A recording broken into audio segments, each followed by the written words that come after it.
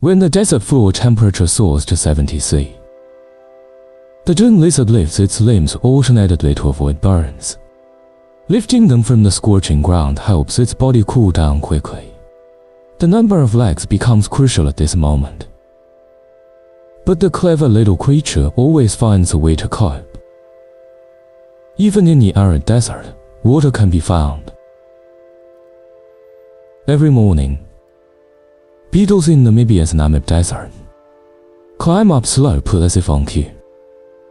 Moisture from the Atlantic Ocean meets the cold Benguela current, forming a dense fog. The fog drifts with the sea breeze into the parched desert. The beetle tilts its body at a 45-degree angle. Droplets slowly condense on its smooth shell. Tiny water droplets gather in grooves and flow towards its mouth. Using this ingenious collection method, the beetle can drink up to half its body weight in water in one go. Creatures living here will have their own ways of getting water. The web-footed gecko exposes its body to the thick fog for long periods. Its skin scales perfectly trap moisture. It simply licks its skin to drink the sweet morning dew. But once it drinks its fill, it must leave immediately. The damp environment attracts more predators.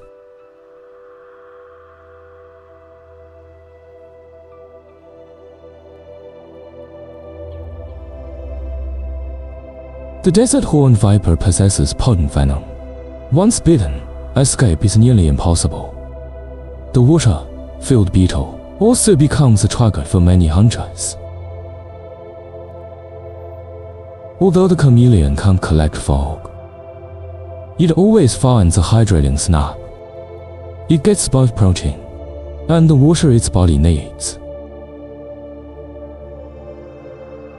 The blazing sun torments the small creatures, but one group eagerly awaits the extreme heat. The Saharan silver ant emerges from its cool nest during the hottest part of the day. They are the sprint champions of the ant world. Their silvery, triangular-shaped hairs and reflective bodies help reflect 90% of the deadly solar radiation. Even so, their forays cannot last more than 5 minutes. Any longer, and they risk being baked alive. Insects that have succumbed to heat stroke become a free lunch. They must quickly haul the food back to the nest. Their body temperature is rising rapidly. In this extreme environment, they cannot carry food like other ants. Pushing the prey uphill, then letting it tumble down, speeds up the process. The nest is now within reach. The scorching heat causes one silver ant to faint.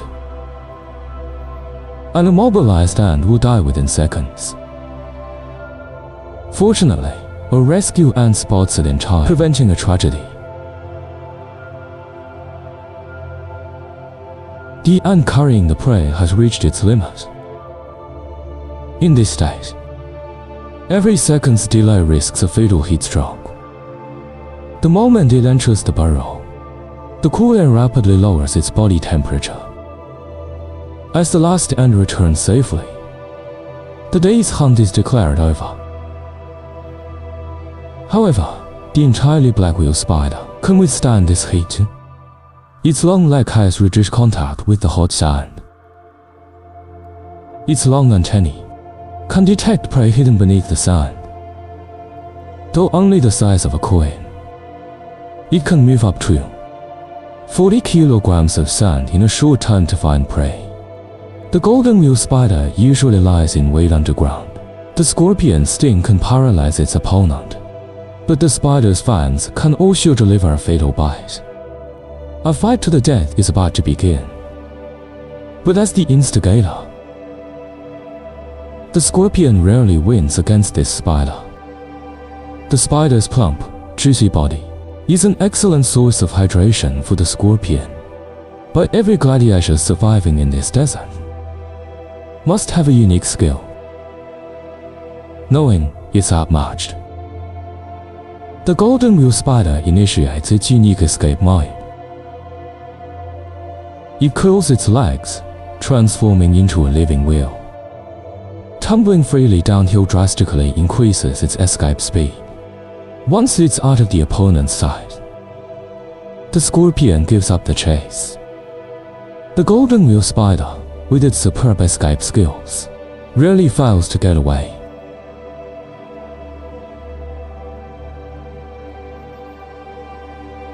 In the evening, as the heat subsides, a troop of hamadryas baboons arrives at the desert's edge.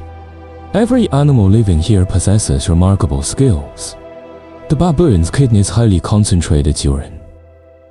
Even without drinking for long periods, its body recycles and conserves water. The young one is curious about everything.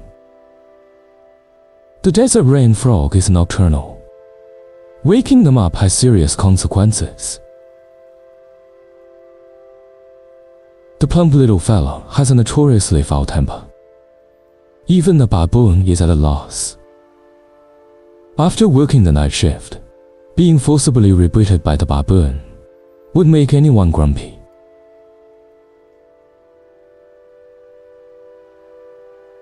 The baboons can't stand the scolding and quickly flee the scene.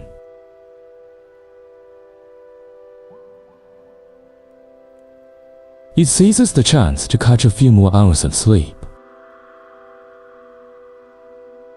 After sunset, the temperature plummets. The quiet desert gradually comes alive. The desert horned viper sways side to side, burying itself in the sand, preparing for an ambush. The rain frog call acts like a reveille, rousing the nocturnal creatures.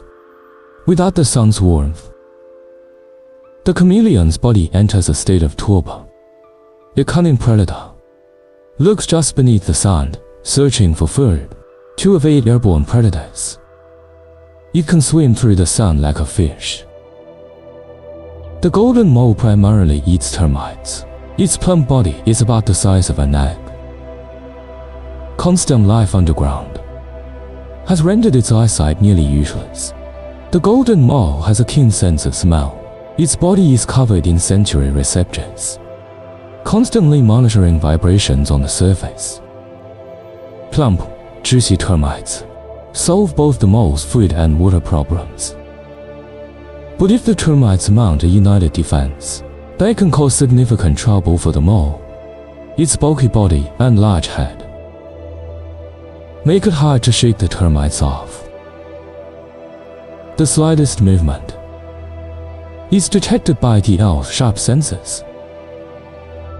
But the golden mole's rapid digging ability renders the owl's aerial advantage useless. With abundant food available, the golden wheel spider, hidden below, also takes its share. The rain frog's survival in the desert defies logic.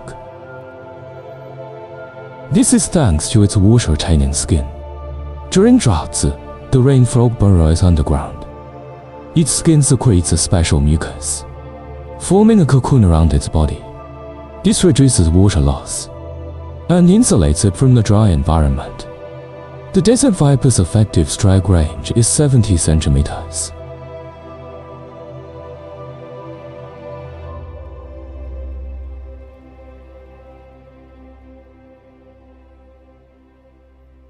Such luck is rare in the desert.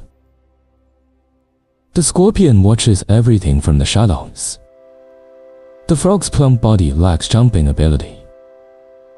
This is a perfect opportunity for the scorpion.